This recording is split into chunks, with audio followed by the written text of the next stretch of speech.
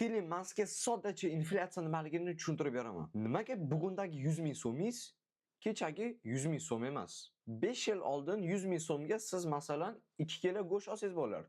Bugun faqat adashmasam 700-800 gram. Pul o'zgarmadi, lekin uni qiymati o'zgardi. Mana shu inflyatsiya bo'ladi. Oddiy qilib aytganda bu pulning xarid qobiliyati pasaydi. Lekin 10 yildan keyin o'sha 1 million bilan hozirgi 500 minglik narsani olasiz. Nimaga o'zi shunday bo'ladi? Davlat ko'p pul pechatit qiladi. Bozorda pul ko'p bo'lsa, narxlar ham oshadi. Xuddi sizda 1000 ta olma bor, lekin uni 10 mingta odam sotib olmoqchi. Albatta uni narxi oshadi.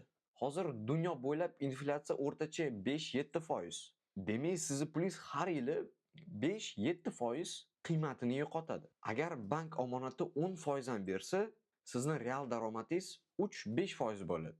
Shuning uchun boylar pulni bankda ushlashmaydi. Ular oltin, kriptovalyuta, ko'chmas mulk olishadi.